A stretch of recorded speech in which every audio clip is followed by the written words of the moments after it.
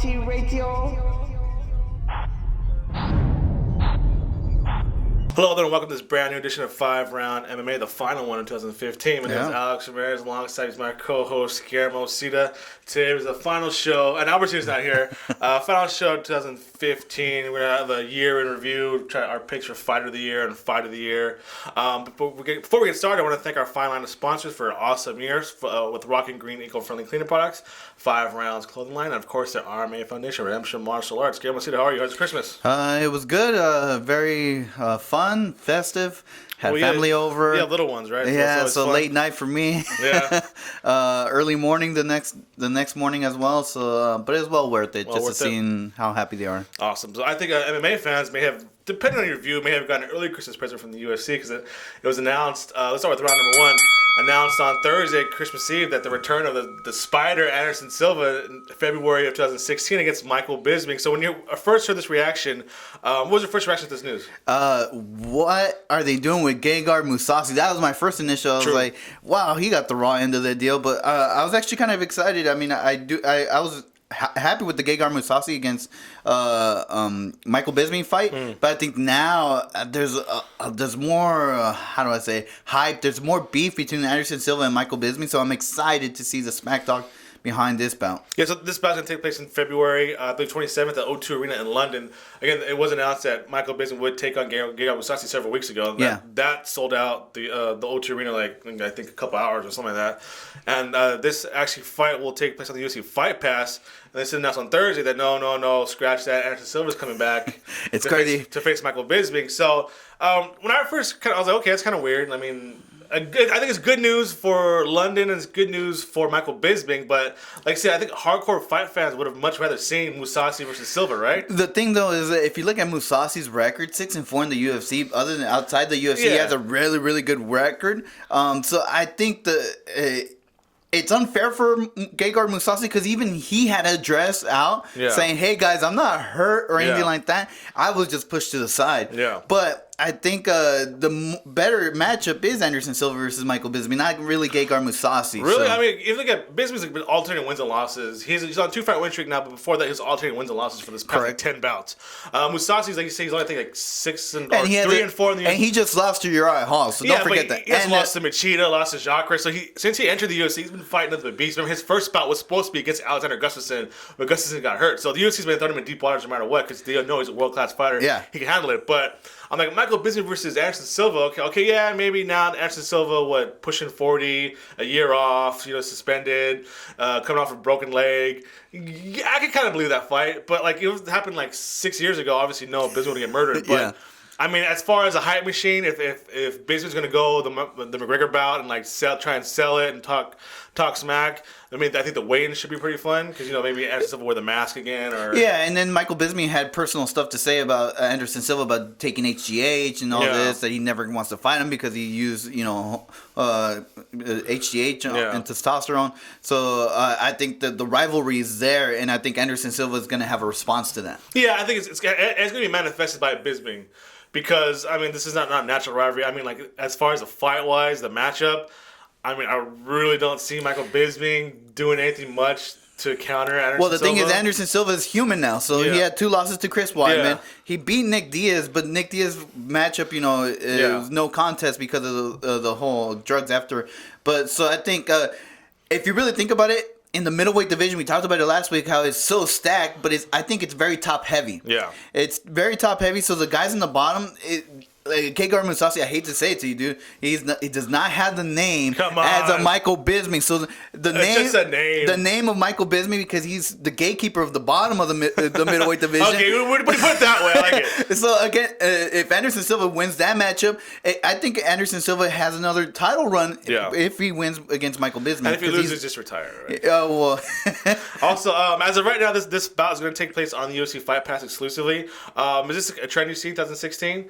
Putting big stars on the Fight Pass. Remember, they started in December with Paige Van Zandt on the Fight Pass. I thought you said it wasn't going to be on the Fight Pass anymore. No, it is. But as of right now, it's still on. It might change, but is this a trend you think, 2016? No, I don't think that's a trend at all. You think it's still going to have... Like I said, I was in Vegas, and we were trying to watch, Paige Van Zandt You can watch it anywhere. Well, you gotta subscribe. That's why. Yeah, but people aren't subscribing. I walked around all Vegas trying to look out for the Fight Pass somewhere. I'm in Vegas. I mean, I don't have a subscription. I was hoping one of the casinos did. but if they put like Paige Van Sant, Anderson Silva's on it, do you think people will try to start? Is this their attempt to get more subscribers to put the big stars on these Fight Pass exclusive? It's a good strategy, but again, I think the worry is that maybe people won't still won't subscribe to the Fight Pass. It's not worth it to be. I don't know if you probably know better about the subscription. Wasn't it like 6 months you had to sign up? I think for? there's like different options: 6 months, a year, or month to month. So yeah, is it really worth it for 6 months? Let's say for example. But also too, what's hurting too is that all these Fight Pass exclusive cards are taking place in London, Australia, Europe. So it's different time zones. So maybe if they have like big stars and Come on, if we won't wake up at 5 a.m. to watch an Australia card, true. What makes a difference? That's probably about. I think it might be. I think you will see some of the bigger stars on the Fight Pass exclusive cards. So we shall see. So that's it for round number 1, guys. All right, time for round number 2. Some big news out in the whole world of MMA, I think. Asian Promotion 1 Championship announced this week that they're going to ban fighters from cutting weight by dehydration following the death of one of their fighters. They're going to enforce new methods that are basically going to have fighters fight at their own walking weight now. So that if they're contracted by 1FC, they're going to do regular weigh-ins and just testing to make sure a fighter isn't like hurting themselves. So, Gamma, do you like the idea of fighters fighting at their walking weight as opposed to cutting weight? I mean, that's a tough question. But my first question is, how can you regulate this? To me, it sounds so difficult. Yeah. You have so many fighters, and then you're going to be testing, and checking if they're cutting weight correctly and stuff like that. I mean, it just sounds too difficult. And then, fighting at your walking weight, just because you're not in shape mode, I mean, your walking weight changes so drastically. I mean, like some of these fighters that you watch in the UFC, one minute, they drop down 20 pounds like a Conor McGregor, but he walks around at 170. I can't see that guy fighting at 170. And I think to be in tip-top shape, you have to cut weight. You have to exercise. You have to do, strength. Get your cardio up, right? Yeah, I mean, like, you can't go into the fighting at, let's say, Conor McGregor, for example, because he recently, and he talked about his weight cut. At 170, I can't see him being as fast as he is at 145. I understand after he cuts the weigh-in, he gains a little bit more weight, but I think because he was in shape, and I know it's a drastic weight change, but I think he's lighter on his feet. I think he's faster, quicker, stronger, more mentally prepared for the fight. I think if I don't know, just me personally, when I'm not in diet or whatever, I feel sluggish, I feel slow. So I just think it is so difficult, not only to regulate, but to enforce. So here's the policy: is that athletes must submit their current walking weight and daily training weight regularly. Athletes will input and track their daily weight online via a dedicated web portal. Athletes may input data weekly, but must include daily weights. Athletes will be assigned to their weight class based on collated data and random weight checks. Athletes are not allowed to drop weight class with less than 8 weeks from an event. During the fight week, weigh-ins are checked daily. Urine specific gravity will also be checked the day after arrival and 3 hours prior to the event. Athletes must be within their weight class and weight and pass specific gravity hydration tests all week and up to 3 hours before the event. If an athlete falls outside the weight or fails the test, they are disqualified from the event. Doctors may request additional testing for their discretion. Catch weight bouts are allowed. However, the athletes with a higher weight will not be heavier than 105% of the lighter opponent's weight. One will conduct random weight checks on athletes at our discretion. Athletes may petition the weight change classes outside 8 weeks competition zone and must be within their desired weight at the time. In addition, athletes must pass a specific gravity urine test when their weight is within the limits of the newly petitioned weight class. Doctors can request additional testing to determine the amount of weight dropped allowed over a specific time. The usage of IVs for the purpose of rehydration will not be allowed. So. Wow. Yeah, so 3 weeks to the event, they got check in. But didn't one championship have a death just occur because of weight cutting? Yes. So I can see why they take such a harsh stance. I mean, I don't know if the UFC has ever had a death due to weight cutting. No, but remember, Henry Brown got really bad. Kevin Gaston's always gassed out. But that's probably why we haven't seen such a high regulation in the UFC. I think because of that death, they went to the extreme. And let's do this, I think because the UFC hasn't encountered a fatality due to weight cutting, but it's a good measuring stick, and I think maybe like. Well, that's the biggest question now. If this is successful, will UFC, Bellator, World Series of Fight, will they adopt something like this? Because Conor McGregor's saying, his coaches said we hate seeing him cut so much weight. Biggest weight, Jose Aldo can't make weight anymore. Kevin Gastelum's, doesn't make weight. Henry Brown trouble making weight. Or it doesn't show up. John Jones doesn't want to cut weight. You know what I mean? So it's kind of like this is a trend, but if this is successful, I mean, it would completely reshuffle combat sports, right? Because different weight classes. I mean, Chris Cyborg can finally fight Ronda Rousey, I guess, or she lets cut down to 155. The thing is that they're trying to make it safer. So I see that point of view, but at the same time, I mean, like these guys. They go through hard work as it is. I mean, like now you're adding more. Yeah, it's also part of the culture too. Isn't weight cutting part of being a fighter and a wrestler and all that that's stuff, right? That's what it's known for. But I mean, like I'm all for it. I want to see more, see if it's successful or not. I mean, like this is a great organization to start with, and then I think because we don't want to get to the point where we have a fatality, an injury, or we already saw a lot of fighters already miss fights because of weight cutting issues. So I think it's a good trend, and then maybe the UFC can learn from it. And then once they maybe in the future, if they were to adapt it, a little bit differently, where it's not so tedious. It sounds like it's tedious. So see, I think some pretty big things. If this does work out and is and just really, I know we're out of time, but I mean, like in soccer, for kids, they can't use headers anymore. So I mean, like you can see this trend of concussions and stuff like that being taken serious. As the reports come out, you see this is the healthy way to go. So we shall see how this pans out in the future. There's a quick little sparring session round. Juliana Pena was arrested last week, or early Sunday morning on assault charges. This is the first ever Tough Women winner. She was accused or seen kicking a bar owner and a bar employee in the groin because her friend who got in a street fight wasn't allowed into the fight to clean up because it was like closing time. The guy was all bloody anyways. Yeah. So she's arrested. Only person arrested. I think she's faced charges like $5,000 in assault and fines and stuff like that. So Juliana Pena. I mean, she's the first ever winner and Tough, but she seems to make more news outside of the octagon than inside. Remember, she got hurt. She tore her knee from messing around in practice. I think the same guy who was involved in this incident is the same guy who tore her knee up. So just your thoughts on Juliana Pena when she's hanging around with the wrong crowd. I know Dana White said that from the beginning. Like, he was so when she injured her knee, she's like, she needs to get out of there quick. I don't know what they're doing over there. So I think maybe she is hanging around with the wrong crowd. I mean, like, you're not seeing a change, instead of her making positive news in the ring and outside the ring, it sounds like now we're kind of like what's going on over there. I think the guy's name's Josh Gow. I think and even like supposedly I think got rejected into the bar. He like smeared his bloody face all over the bar window. Oh my god! And he didn't even get arrested. She got arrested, so she's biting the bullet for this dude. Yeah, so this is the same dude who I think hurt her knee up. So and didn't she protect them too after she did that? Yeah, like, so I don't know what this is, man.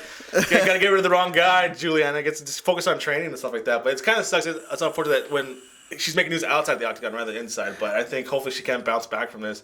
I mean, she is our first ever Tough winner. Well, is she 135 is kind of open right now with Holly Holm, and not open, but I mean it's a new champion, a new breath of fresh air. Let's see how much Dana White was mad the first time around. So this is pretty bad publicity. Supposedly the bar said that everybody knew she was a fighter and stuff like this. There's a big old street fight before that, so she's gonna have a target outside the ring now. So I mean now this is prime for people just making fun of her. I mean, especially with John Jones and Nick Diaz, or just instigating her too outside the So hopefully Juliana Pena can just come back and bounce back from this one. So that's it for round number 3. We're going to take a quick break and come back with the year in review of 2015, guys. All right, so this is the final part of the show. We're going to condense round 4 and 5 into the 2015 year in review. So, Guillermo, 2015 was a pretty big year for MMA. Got the new Reebok uniforms. The fighter payout was debated. Better drug testing. Yeah. John Jones gets a hit and run, gets suspended. Nick Diaz gets suspended for 5 years. Anderson Silva gets suspended for the whole year. Ronda Rousey loses. McGregor's winning. New champions. Bellator bringing back the crazy fight. So, sum it up for you, 2015 MMA. I thought it was a great year for the UFC overall. I think the only negative thing was that some of the fights that we were promised, either due to injuries. I felt like a lot of injuries. So we saw those fights we waited longer for those fights to actually occur. It's kind of like the Jose Aldo and Conor McGregor. So that's the only negative thing. But overall, I thought the UFC had a great year. So obviously, biggest question: fighter of the year. What do you have? Fighter of the year has to be the rise of Conor McGregor. I mean, like, this guy just turned the UFC around. I mean, like, we felt like the UFC was on a downtrend. I think towards the beginning of the year because of the new drug. Is it really gonna work? The new Reebok deal. Everybody's negative, and then all of a sudden the rise of Conor McGregor kind of overshadowed, like put all that to rest. Like everybody's tuning in just to see Conor McGregor. So I think fighter of the year easily. My fighter of the year is champion Joanna Jędrzejczyk, champion J. Even Joanna after J. her bad showing in the last fight. Bad showing. It's just how tough Valerie Letourneau is. Dominant. I think she's right now with Mighty Mouse the most dominant champion because she's just completely obliterates opponent. After only 2? Yes. You got to be kidding me. Yes. You got to be kidding me. So let's go to fight of the year. Fighter of the year. Fight of the year. Fight of the year. I want to say fight of the year. I saw the Palominos fight. That one was the Gaethje and Palomino from World Series of Fighting. Yeah, and it was back and forth. I mean, like it felt like anybody was gonna get knocked out any minute. Somebody did get knocked out eventually. That's yours. Yeah, mine's is has to be Robbie Lawler and I knew you would say that. Rory McDonald. I let you have it because that one was just like super... You're just a big Robbie Lawler fan. Not as big as Albert. As Albert was here, and I could probably say that one too. But that was a huge fight. I mean, their faces afterwards were completely smashed and obliterated. I mean, when you and I agree. I mean, that's probably the top. I mean, when we talk about Diego Sanchez's heart. Yeah. When your heart's in it, at that point, I think there's no more playing it safe. The belt's on the line. Exactly. And Robbie Lawler felt like he was losing. Like I gotta come out harder. Rory Mac thought he was losing. I gotta come out harder. I think it all played well. It raised the importance of the welterweight championship to another level. We see two guys go to that one for that UFC gold for that belt. I mean, how is that not important?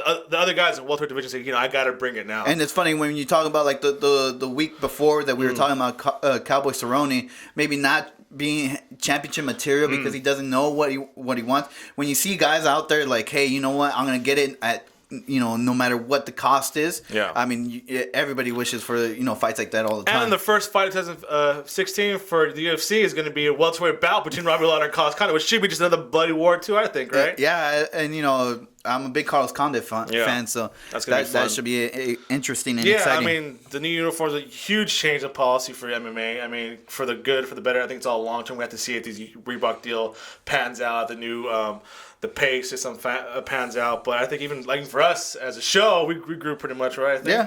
It's getting better. I want to thank all of our supporters. I think that's it for today's show. That's it for 2015. I want to thank our fine line of sponsors again for another awesome year with the Rocky and Green eco-friendly cleaning products, the 5 Rounds clothing, which I'm ripping right now. You can hear my sweater ripping. 5 Rounds clothing line, and of course the RMMA Foundation Redemption Martial Arts. I think you can expect some big things from us in 2016. We're going to jump back into getting more interviews on here. We had that for a while. Going to stopped a little bit because we were kind of introducing to a new studio. So now 2016, I expect a lot more interviews from fighters out there. So leave us a comment. Let us know what your favorite fighter of the year was. Fighter of the year was. Let us know on social media. So make sure to follow us on Twitter and Instagram at FiveRoundMMA. Like us on Facebook. Subscribe to us on iTunes, YouTube, and Podomatic. And please visit FiveRoundMMA.com and check out FightBookMMA.com under the podcast section to watch this and listen to this podcast. Guillermo. Oh yeah, the cream of the crop. Take it easy, guys. Happy New Year. You are now listening to FRMMA Radio.